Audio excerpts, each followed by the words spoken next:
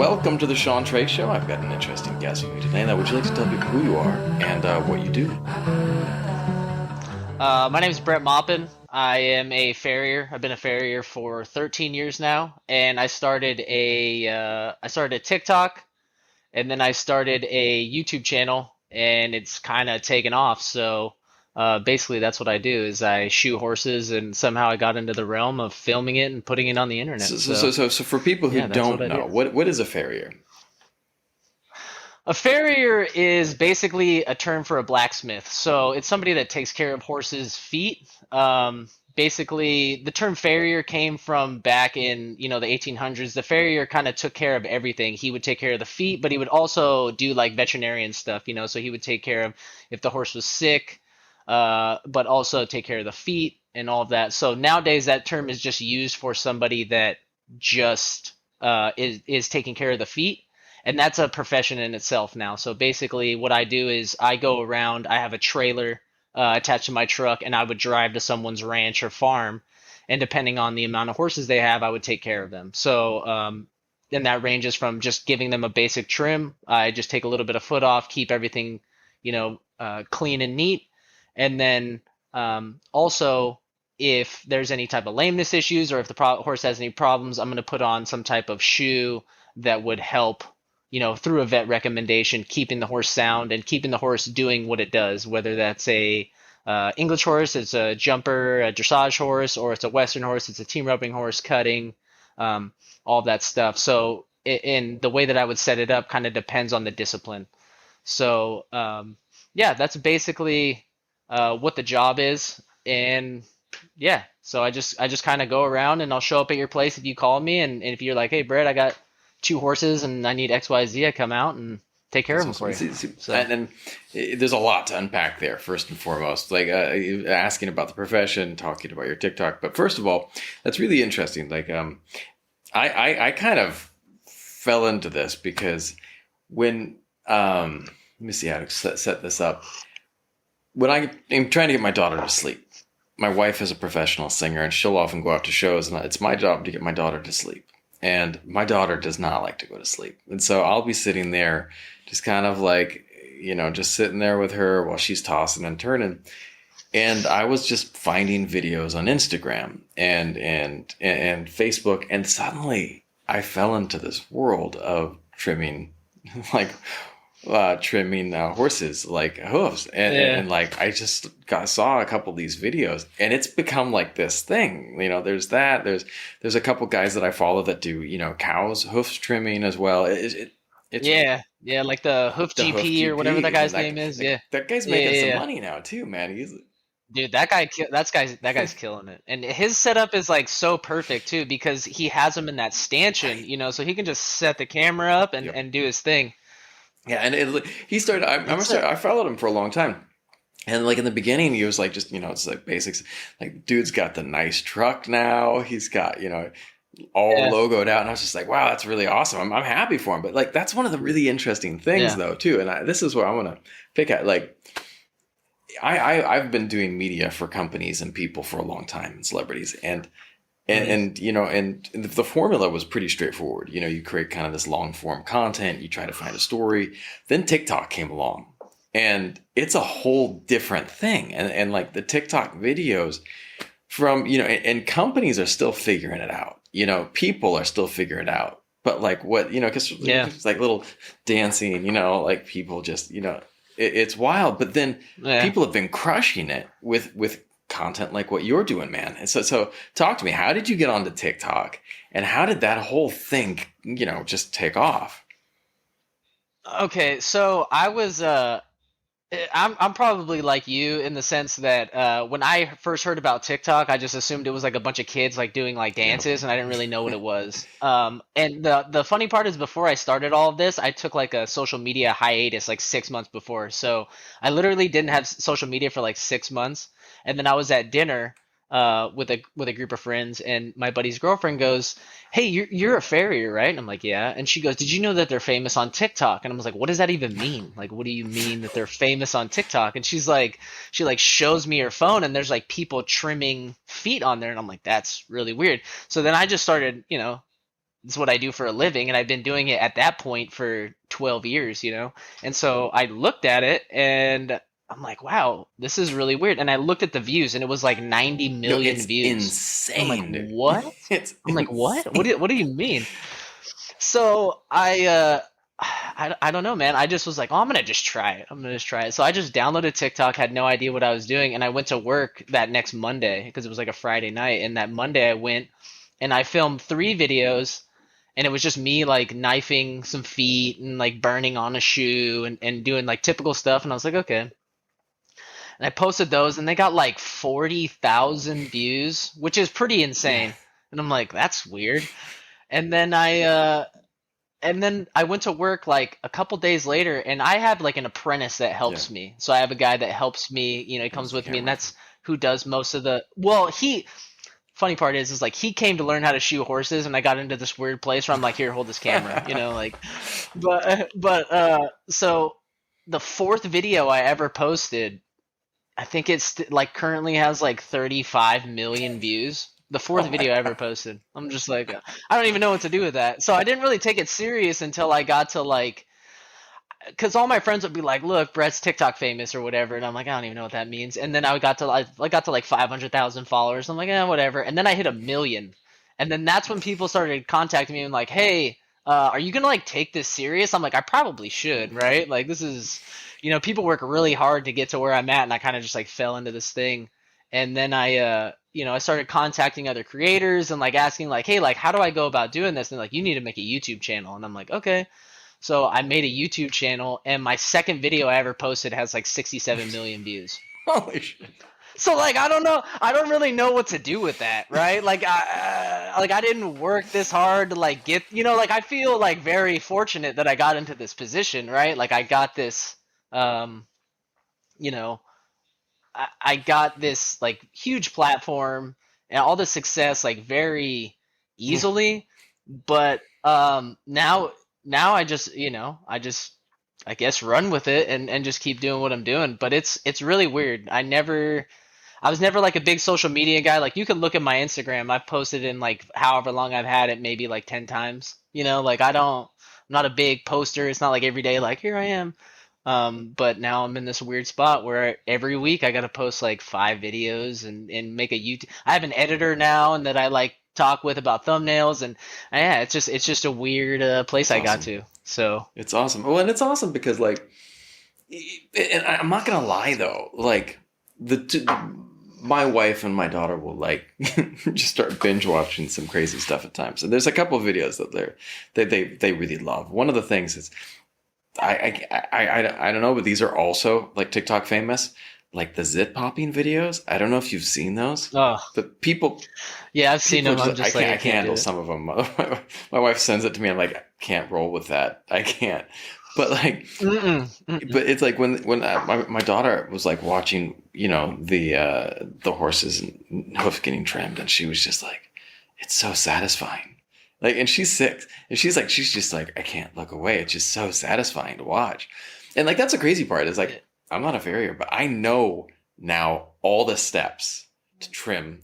Right, Like I know all the right. steps like that you take to Yeah, pull off the horseshoe, and then you go through, and then yeah, you got to clean out all the stuff, and then after that you come in with yeah. the knife and you're working at this end way, and then you got to get that second the Hmm. switch up knife, and it's like I know the steps, man, and that's the crazy part. Right, It's like right. Yeah.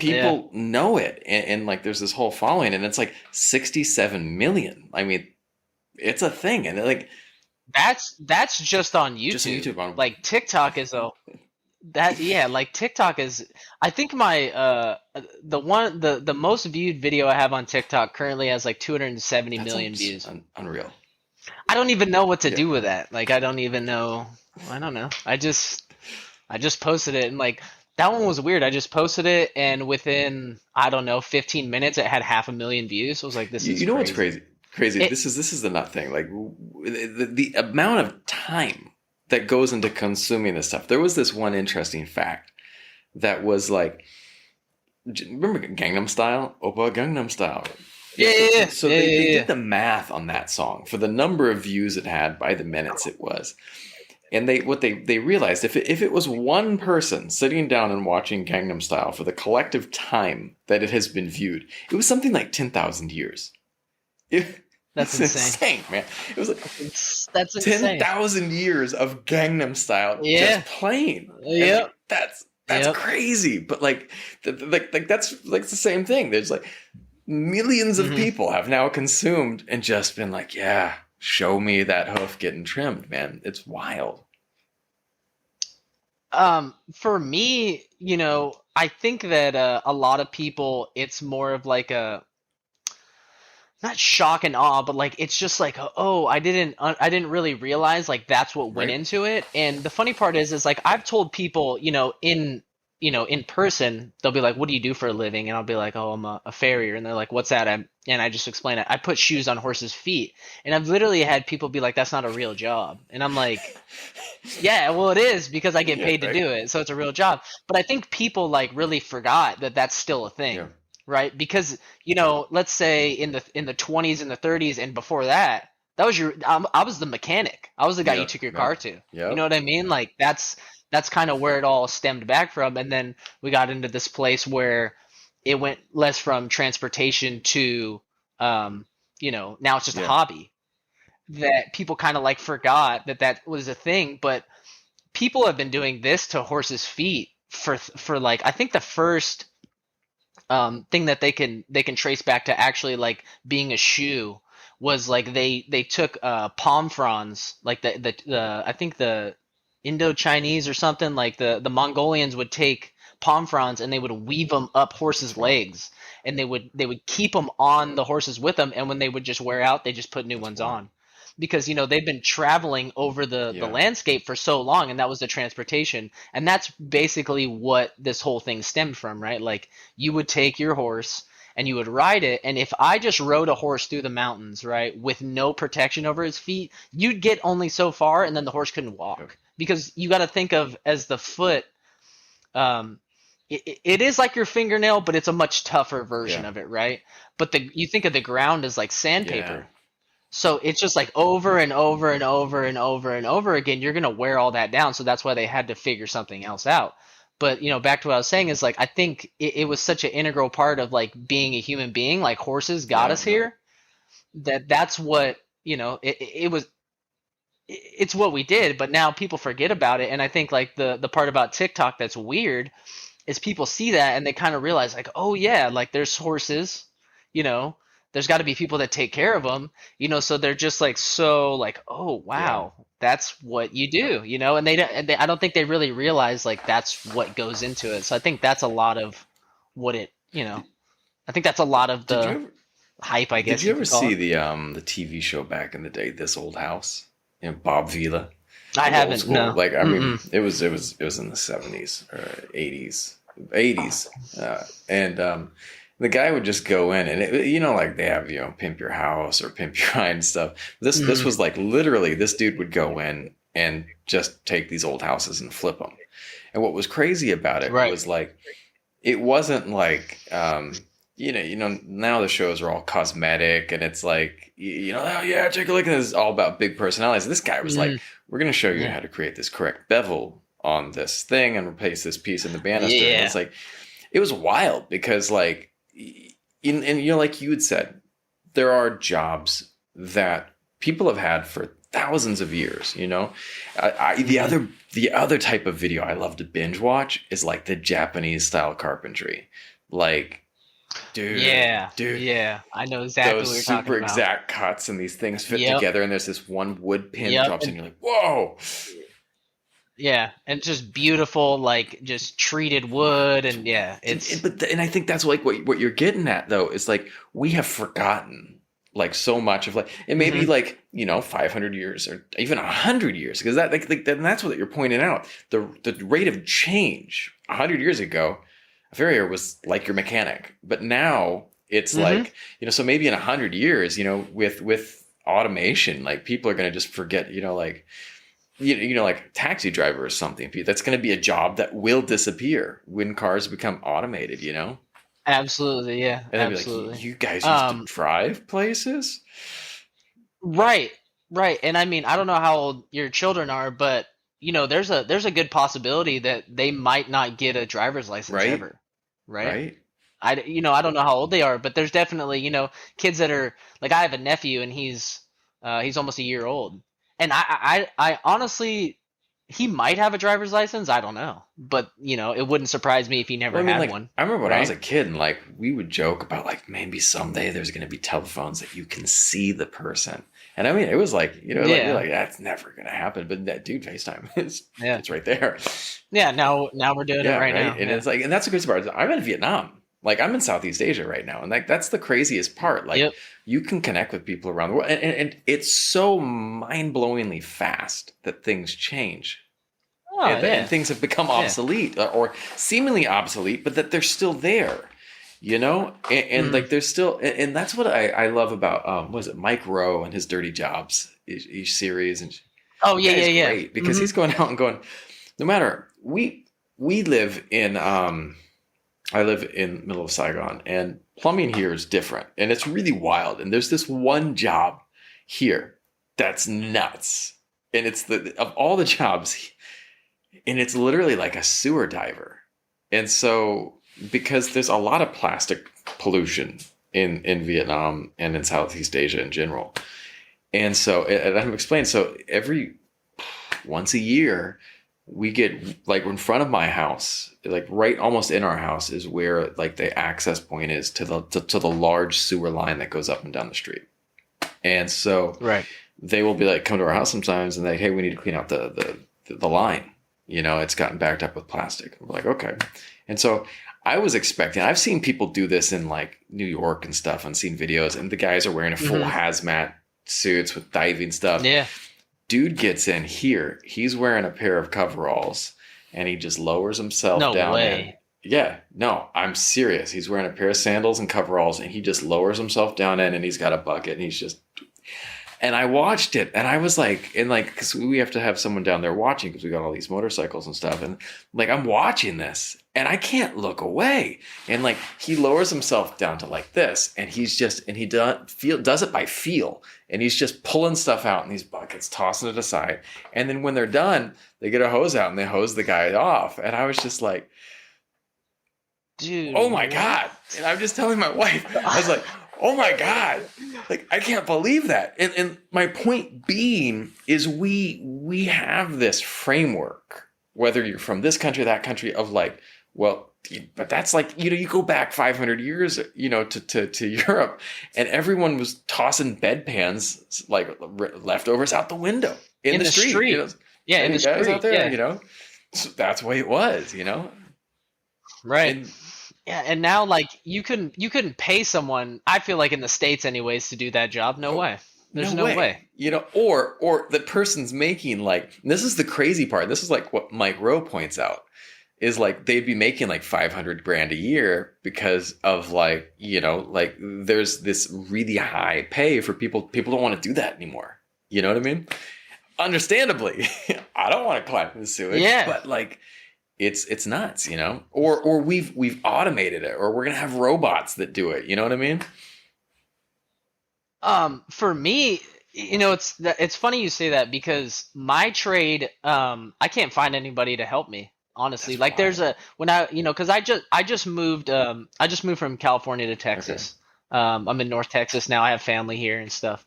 So I just figured that would be a better spot for me to kind of be. But anyways, back in California, I had two guys that helped me. One was like 19 years old, and he's just a horse kid. Like I team rope a lot. That's like my Yeah. hobby that I do with my horses. And I'd rope with him and stuff, but he helped me, and he was the one that really, helped me with the filming and stuff like that. And he was a good friend of mine. But he was 19, and then there was another kid that was like 20.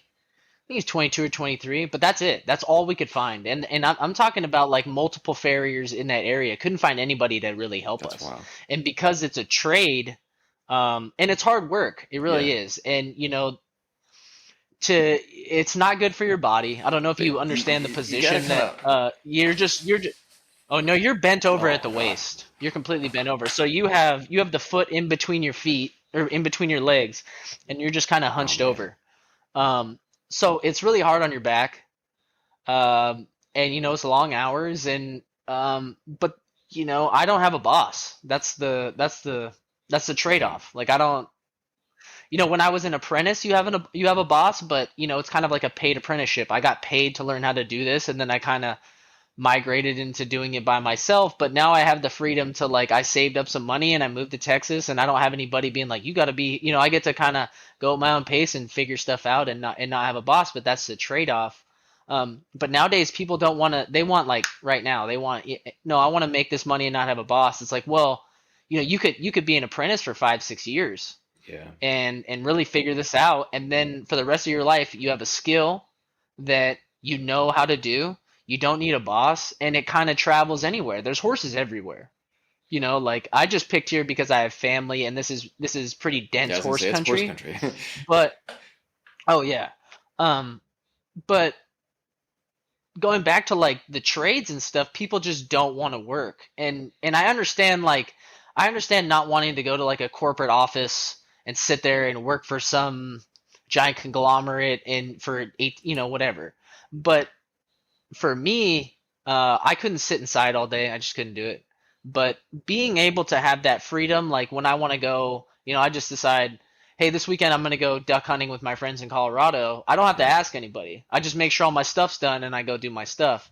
That freedom, I don't think I could ever go back to the other way. I've had a boss before. I've worked construction and stuff like that, but um, those dirty jobs, I make a pretty good living, honestly. Like, just to give you a reference, if I work, I can shoot a horse anywhere from $150 to $250 to shoot one, and that takes me about an hour and a half, depending on the horse. So I can do 5 or 6 of those a day with a helper. And mind you, it's still a lot of work. That's a pretty good living with no Yeah. boss, right? Like, I don't Well, know. and I don't really know any has your other. YouTube driven, customers and clients? Has it created a bit of a sales Um, funnel, or are these a different like groups of people? that, like, I go back to saying, is like, I think most of the people that watch this are people just kind of like, what is this? Mm, More than your typical um horse person. But I've definitely been contacted by people to shoe their horses, and want. I've actually been, like, asked by people, oddly enough, in um Dubai and, like, crazy places like that, and they're like, "Hey, we'll pay you to come do this," and I, like, give them a crazy number, and they're like, "No," but it's a lot of crazies, honestly. Like, um, and I'm not gonna throw any shade at horse people, but I kind of can because I am one. Horse people are kind of nuts, so you know, I like to work for um serious horse people. I don't really like to do the backyard stuff. The people that are like, oh yeah, I just got this pasture pet yeah, out yeah. here. I like to work for people that are more on the professional side of stuff. Just because, like, for me, I like to do the best job I can, and I want them to, like, appreciate what I'm doing more than just like, hey, come do this. And most of the time, those type of horses are uh, much more well behaved Like, than your typical, just, yeah, because the horses that I film, obviously I kind of pick the horses that are going to have the best temperament for what I'm trying to do, that's because that's at what the end of the day you're that's what I'm working on wondering. Because, like, I my dog does not like his nails trimmed. We've got guinea pigs. It does not like right. it. They don't. And I was thinking the horses. I got kicked by a horse when I was a kid, and so Hmm. my uncle had about, like, my uncle was a wealthy doctor, and he had 15 Arabians. You know. And Okay. beautiful barn, and grew up around horses, and I got tagged once. Luckily, it was just in the leg, but dude, yeah, that hurt for a week plus, man. And Oh yeah, it's dangerous. It's very dangerous. I don't work on, well, I say that, but I don't really like to work on horses that get yeah, sketchy at all. If I can help it, sometimes you got to just kind of do what you got to do, and that's, like, the sketchy part of the job. But there's also that aspect of, like, it's also a live, it's a living yeah. animal. So at the end of the day, this horse could be completely broke, and the nicest horse that you've ever worked on, and a gust of wind comes through and knocks a paper bag off something, and it just loses its shit while you're underneath it, and it's just not, it's going to be dangerous. Like, honestly, I broke my foot 2 3 years ago on like a 22-year-old, like the most dead broke kids horse around. Like it was just a freak deal. I was shoeing a back foot and he just stepped like straight down on the side of my foot and I got like kind of stuck underneath him and just broke my foot. And it was like, honestly, this horse you could take a 4-year-old child, set it on top of this horse and like turn him loose, And it'd be you no know, problem. and Yeah. nothing. Yeah, you would never have to worry about it. And that's what I mean is like it's just so unpredictable. So, um, yeah, you always got to be on your toes and you always got to be just watching. You got to have like a little bit of horsemanship to get around them to understand like, when I look at this horse, I can kind of tell like this horse is not really into what I'm doing or like they don't really care. Yeah. So, it's yeah, it's a weird situation, but Well, I don't you know. point out one thing I there can that's really interesting that I've always been fascinated by. Like, um, what was it? There was this word that like the Inuit people up in Alaska, in Canada and in Alaska hmm area, they have like I don't know the exact number, but it's like something like 40 words for different types of snow. You know, Oh, and interesting. like the down here in Vietnam, I was riding with my daughter today and my wife, and we were like, it's hot. Well, it was like, well, what type of hot? Well, this is my wife's like, I hate this type of heat, and I was like, and I knew exactly what she's talking about. It was the heat right before it rains, and it's a specific vibe type of heat, Yeah. and you just know it, and it's hmm like this heat that just it feels like you got this wet blanket wrapped around, or like a hot blanket wrapped around you, and it's Yep. specific vibe. And my daughter's like, how do you know it's going to rain? And we're like, it's just You you just just you you just just feel it feel it. because we've lived through so many rainy seasons. We know what it's going to feel like, and that's the interesting thing. Like, I'm a dog person. I've grown up with tons of dogs, and we've had all different types of dogs, and you learn to read an animal. You learn to read the weather. You learn to read things with familiarity, and it's like the more you're around it, the more familiar you are, the more you understand it, and like that's the thing that I remember is like I could never read a horse when I was a kid. My cousin and my sister were horse people, and they were like, "That horse, he's gonna kick your ass. You need to back up." And then and I Yeah, was just yeah. like, "What do you mean?" And they're like, "Yeah, just his whole body language, everything's going on." And I mean, I can do that with a dog. Like my daughter was playing with our neighbor's dog the other day, and I was like, "You need to back up right now." And she's like, "What?" And I was just like, "That dog's not cool right now." And just give him space. Yeah. So how much does that play into it? Just this innate understanding that you have after so many years.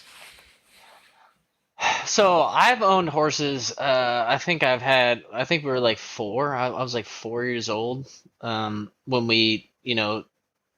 my parents had always kind of been around horses, but when like me and my older sister got our own horses and stuff, I was very young. So I've just been around them my entire life. I don't really know what it's like to not be around them. But the point that you're asking is like if you can't read the body language of like the animal that you're going to work on, you should probably do something else Yeah. because it's a very important fact, and it just goes into like everything that you're doing as far as safety. Because I've been kicked in the face. I've been kicked in the face, and I wasn't even shoeing. I was loading a horse in a horse trailer, oddly enough. And I got really lucky. Like he just barely tapped me. But it all starts for me like when I show up. I'm reading the situation as soon as I get to your. If I come and shoe a horse for you, I'm reading the situation as soon as I show up. Yeah. When I pull in, I'm looking at your place. Is everything kind of organized? Is there stuff everywhere? Because that's going to give me a sense of you. And okay, are you like an organized person? Are you kind of like a messy person? I'm going to look at your horse. And that's just going to give me a general sense of the entire thing because I only see the horses every 6 weeks. The owner sees them every single day, and they have the biggest influence on them. Yeah. And if the person is able to put that influence on them in a positive way, where they're handling them all the time, they keep their feet clean, they're like all of that stuff. Generally, the horses are going to be much easier to work Yeah. on. Um, but if I show up and there's stuff everywhere and there's like a railroad tie in the horse Yeah. stall and there's you guys haven't cleaned the stall in 6 months, like I'm like, this just gives me the vibes. And then I see the horse, and a lot of the times for me, if you look at a horse's eye, that will tell you a lot about how the horse feels. Mm. If their eye is big and you can see a lot of white in their eye, that means that they're looking at you like, what is going Mm. on? But if they have like a calm demeanor and everything, their ears are kind of forward, their eyes are very just symmetrical. You can't really see any whites of their eyes, and they just kind of like look at you. You're gonna have a good sense that this horse is probably just gonna let you walk up and catch it. So for me, being able to read that animal, and I can read a lot too by when I get underneath it because I'm holding that physically holding part of the animal's Yeah. body.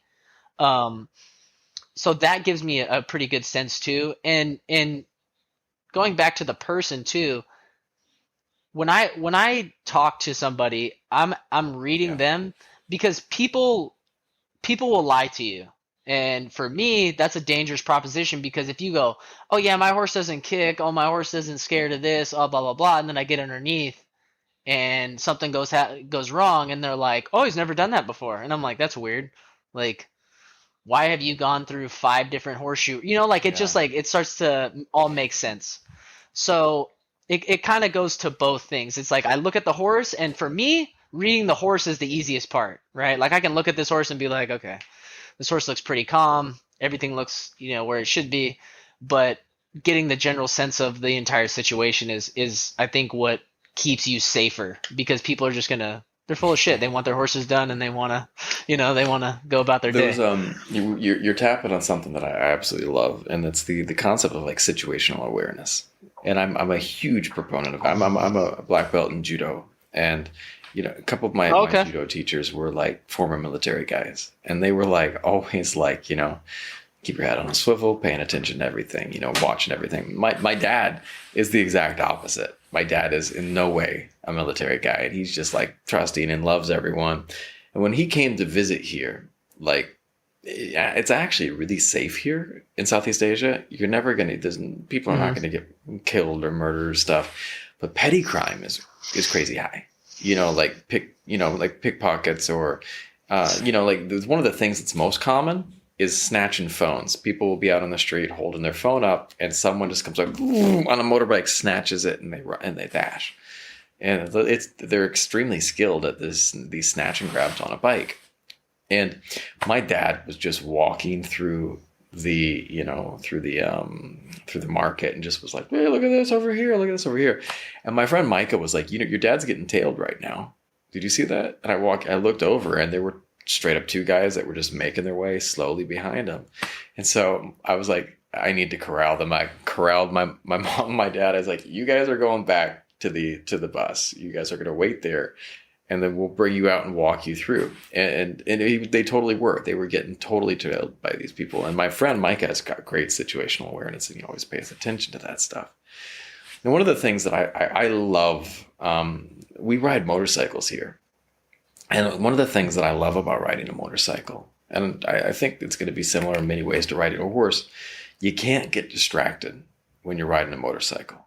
There's zero, and especially here, like one of the things too, where like there's this map or this chart about what it's like to drive in Vietnam, and it's like which direction can you go in a lane, and literally people go every single direction possible. That's why you got to drive way slower. And when I just was back in the States recently, and I was blown away by how fast everyone drives, because like people are just clipping down the street, and I was just like, oh my god, everyone's going so fast because you anticipate what other people are going to do. Here, you don't know when someone's going to come out from this side of the road or turn this way, and so you just got Right. to kind of just look everywhere. And there's this one scene in the Matrix where the original Matrix, where Neo is Hmm. testing out and it's the simulation with the girl with the red dress, and I tell Yeah. everyone that's what it's like to drive here.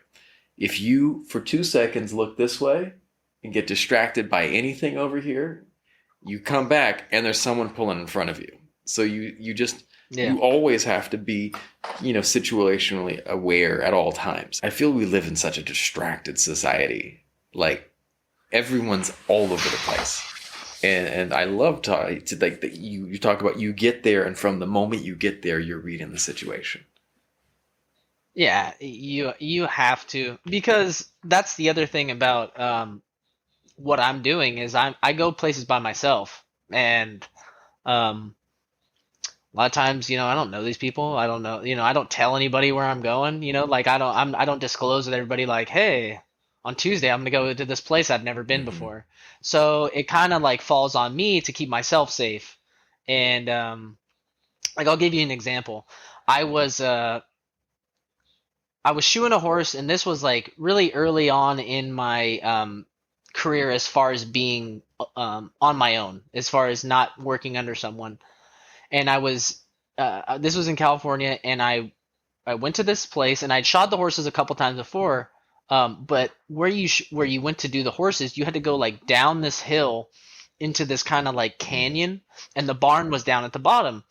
Well, there was no phone service down there, and I was shoeing these horses. There was three of them, and I got the other two done. And the mare that they had, she was very herd bound, which means that if she couldn't see her friends, she would just not pay attention to anything you were doing. And I was like, and I almost got her all the way done. Like I think I had one more foot to do, and I was I was doing this the last hind foot, and I don't know if you've seen on the aprons that I wear, those leather Hmm. aprons that you Yeah. see. There's these straps that go around the back of your legs, and they just clip Yeah. in, right? So it's just like a normal little clip. Well, that apron that I had was like completely worn out, and the middle of it was just like tore. And all these old guys had always told me, if your apron gets like that, like do not shoe horses that way. You will get hurt. And I was like, whatever. And they're expensive. They're not cheap, and like I'm starting out. I don't want to spend all this money on material. Like I just want to like kind of get going. And I'm shoeing this horse, and she pulls her leg away from me and steps down. And when she steps down, she steps in the strap that Oh. goes around my leg. So I'm attached to her leg Oh. at this point. And I know I'm like, I'm so screwed right now. Like I'm like, okay, well, see how this goes. And luckily it was so frayed on the one side, when she ran sideways, it just ripped. And I was just standing there. Whoa. Yeah. So I'm by myself. No one knows where I am. The owners don't even really know I'm there, because a lot of the times, like after I get done with the horses, like the first couple times, the people are like, hey, I'm just going to leave a check. You know where they go. Go ahead and do the stuff. I don't need to be here. Like I'll come, because sometimes I'll come on a Tuesday at 7 a.m. Like they're like, I have to go to Yeah. work. Um, so no one knew I was there. Um, I'm down in this hole. I could have laid there for, who knows how long. But it's all situational awareness, right? Like after that, I was like, okay, I don't need to tell anybody where I'm at, but I definitely need to just like, if I'm by myself, I need to make way smarter decisions than that, Yeah. right? And it's just, when it comes to horses, it's like, it's that fast. And it's like, it's life changing. It's literally, any horse at any time is so big and so strong that and it's not like if they'll kill you, like they can kill you. Like it's 100%, like no questions asked. You get kicked in the wrong spot, it's over. And not having that situational awareness to keep yourself safe is just it's you're playing with fire. It's not something to be taken lightly. And that was like the one I got, like one little get out of jail free card, because that could have went so bad. I could have been just attached to that horse, stomped out, like the whole 9 yards. And it's that's just knowing your situation, knowing the animal in the situation that you're in, and just being able to read the whole thing and keep yourself safe, because nobody else is going to do it. And And I think that yeah. people underestimate like how powerful they are, like themselves and also the Oh animal. yeah. You know what I mean? Like I remember seeing this one video of a guy getting kicked by a horse. And literally, man is here, kick happens, and it's not like boom. It was like boom, it was like Is it the one where he's like branding? Is he yes, branding the yes. horse? Yeah, dude, that is the most gnarly kick of all time, dude. Like that one, oh my god, that one makes me just like, oh, because I've been on the end of that. I've been on like not the receiving end of something that extreme, but like I've definitely gotten kicked before, right? Hmm. And I know how much like a little just like love tap is, and it's not fun at all. Like just like a whack, just like kind of like, hey, stop doing that. But when they're like, hey, get away from me, like full contact, Yeah, you don't want that at No, all. That is we forget how powerful these animals are. There was a video. What was it? Another video online, and like it was just the sheer power. What was it I was watching yesterday? There was some dude was running with the bulls, and it was like hmm he was like, and he jumped, and he was like, yeah, and he turns around and like didn't see this one coming, and it was just like, boom, full contact, dude flew, and that happened to my uncle. My uncle was the same one that owned all the Arabians. He got into cattle after that, and he hmm got some property. And he had this big old bull that he brought in to be kind of like, he was crossing breeds. I think it was I don't even know what it was, man. It was a long time ago. But he was crossing breeds to kind of make this a better beef cow that, everyone was doing. And Yeah. so he brought in this bull was like huge. I mean, it was, Was it a limousine by chance? I don't know. I know that the Yeah. females, I'm pretty sure, were Herefordshires, and the Okay. male might have been an Angus or something like that. But it was Right. a big, big, big boy, and like, hmm and he it hit the gate, and the gate swung out so fast and hit him, and it knocked him back like it was like 25 feet flying through the Yeah. air, and hmm it just busted up his whole shoulder so bad. Saved him, actually, because when they got him into the hospital, they started doing a check on him, finding out he needed a bypass surgery. So it was Oh actually wow. lucky at that time. Wow. But yeah, man, like what he was not a little guy. He was like 240, 250, 6'3", hmm and it just knocked him, back just this massive distance. It's like we're so insulated that we haven't had to face off against predators in so freaking long that people don't understand, like, that the world is freaking dangerous. Do you follow like Nature is Metal Oh, on dude, yeah. Instagram? Yeah. Yeah, like I don't know. I feel like every person on the planet needs to just like follow that because it just gives you such a like perspective of like, oh, I'm just like a bag of meat that if like some bear just grabs me, it's over. Like it doesn't. I'm not. My daughter, we're trying to, she's 6, and we're trying to teach her, about, she's like, she'll talk about zombies or werewolves.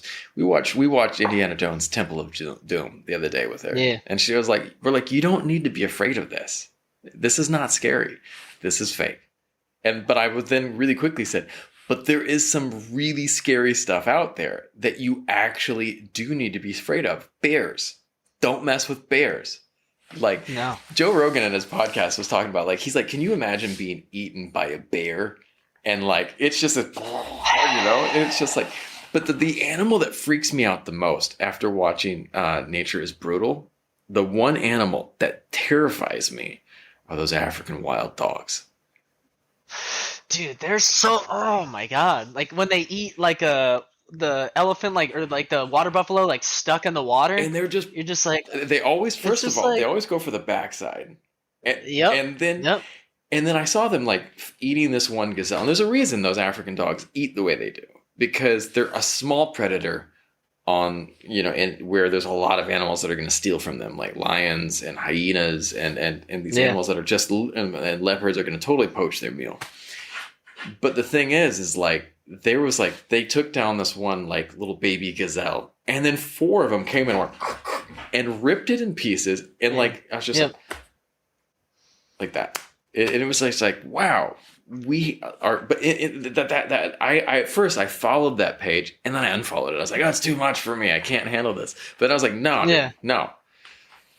It was, for me, it was like a form of meditation to remind myself that, there are things that, there's a reason that my daughter is still afraid of the dark. And there's a reason that all of us are. Because Yep. for most of our animal history, at night, the dark was when things that went bump in the dark were extremely dangerous. Yeah, we had to worry about big cats, right? Like big cats just coming and snatching you up. Yep, it's just a wrap. Yep. And big A cats are wrap. like literally like, and I respect tigers and lions and things now. That, you know, good night. And it's done.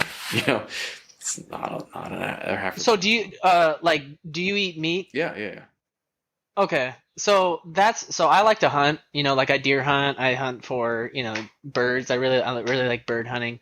Um and I just like never understand where people like want to throw shade at like what I'm doing. And I understand like like the grip and grin, like oh, that whole situation. But I'm saying like from an ethical standpoint, Yeah, like yeah. if you eat meat, and if you don't take part in the food chain yourself, and then you want to say like I'm doing something, it's like watch Nature is Metal Yeah. and watch a baby gazelle that's just been born, right, like being born, And ripped to just pieces. snatched up, and you're like, how is what I'm doing Well, remotely close to that, one of the things that I think, and this comes back full circle with what we talked about today, is that there is this. Why is being a farrier so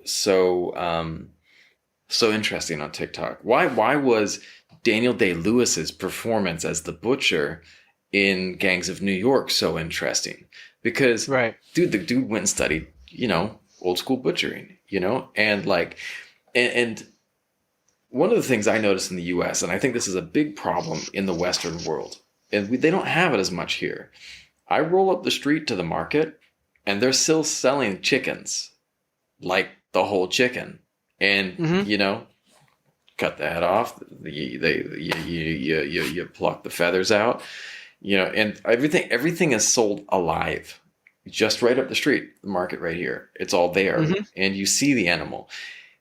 Versus so much in the West, you go to your supermarket and you get this little cutlet of pork, and it's like, wow, it's this lovely little wonderful tasting thing. That was a pig.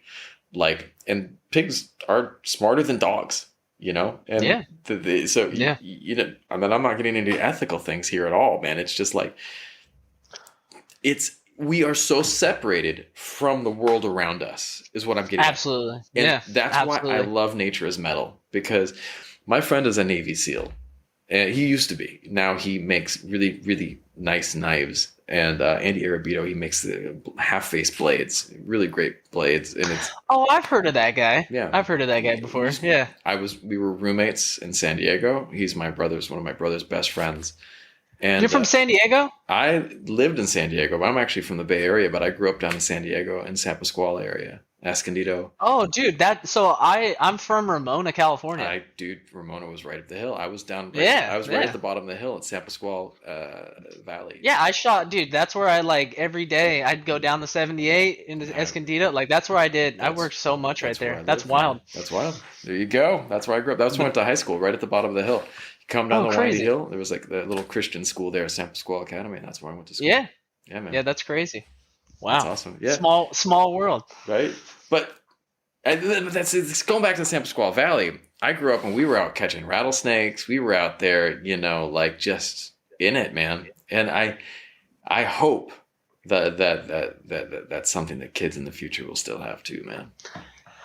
That's why I honestly came here, is because they are so, and they being the state of California, they're so against like wildlife management. Yeah. And they manage it so poorly, and it's just sad. It's just sad because now they're just like insulating everybody, I feel like, in California, to where, they think that the world is just like these concrete jungles, and like there's nothing, they don't get to go out and experience like what it's like. You still get to go to Big Bear and stuff like that, but I don't know. I just don't think that going to Big Bear and going skiing is the same as like walking out in the woods in Colorado Right. for 8 miles and just being like, oh, this is just like nothing out here, Right. and just being a part of it. Well, and I think one of the interesting things that I think that people forget is that some of the greatest wildlife conservationists in history have been hunters.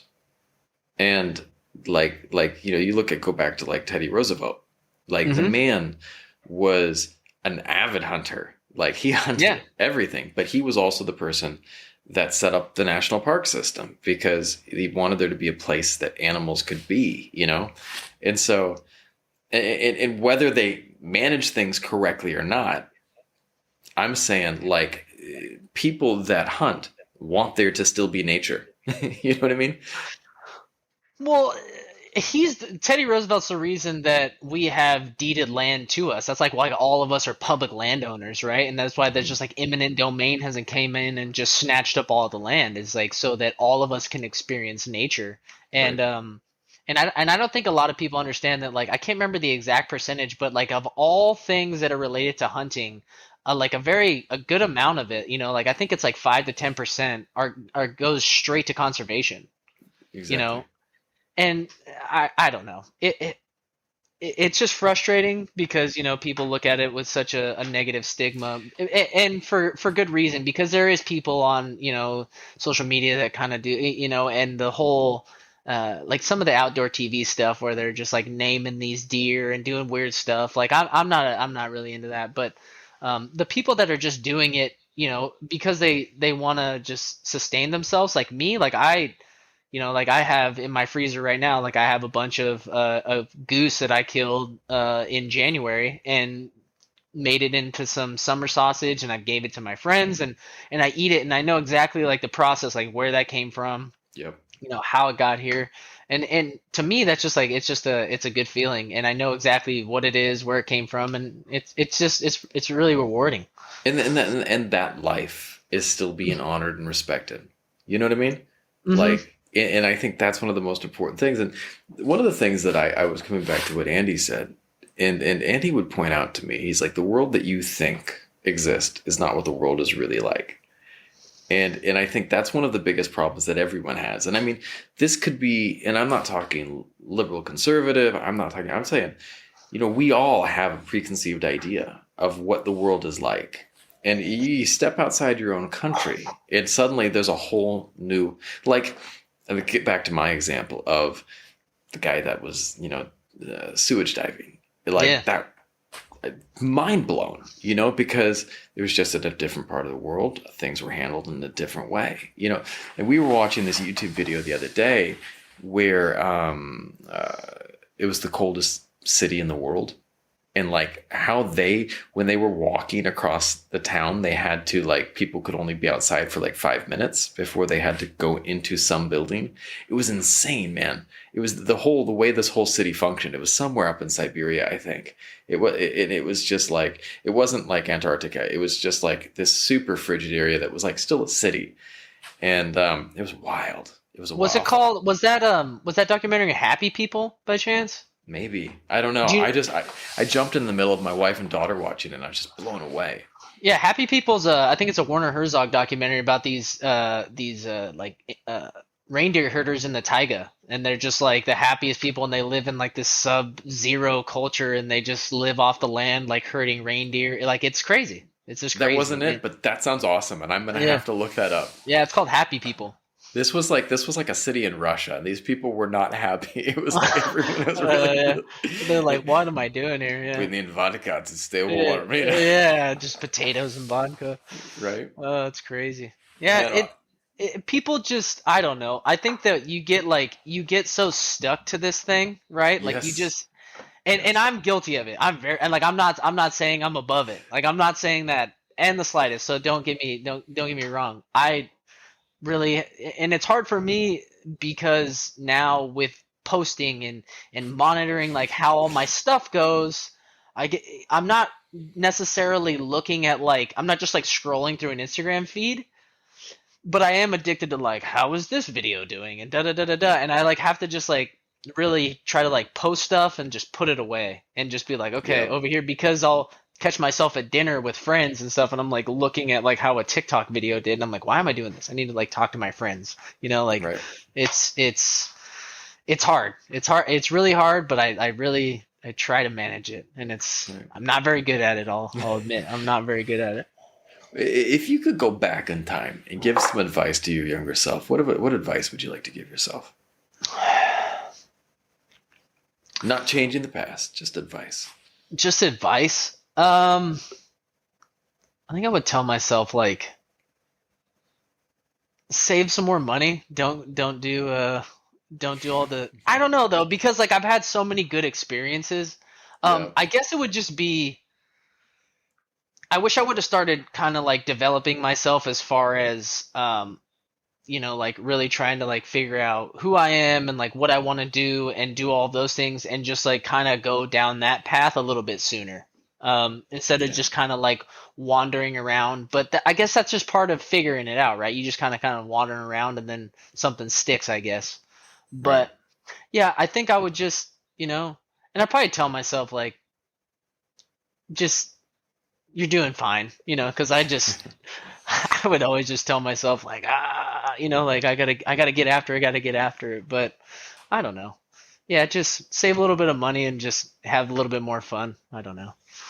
I like that. Well, What brother, about this you? has been a oh, for me, yeah, Yeah. shit. That's a good one. Normally people don't throw it back at me. Um, I don't know, man. I'm I'm the type of guy that um nothing ever came easy to me ever. And I'm the type of guy that like, when I was working in judo, I wasn't physically gifted.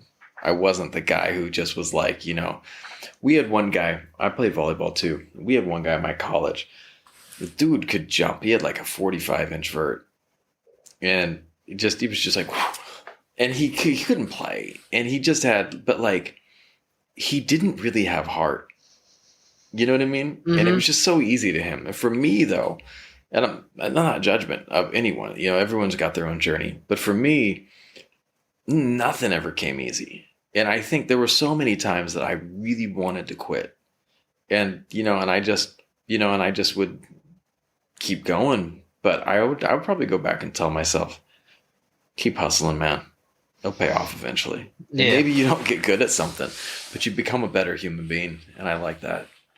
Well, it's just developing like the ability to get better at something, right? Like that's Right? really what it's about, I guess. I don't know. Yeah.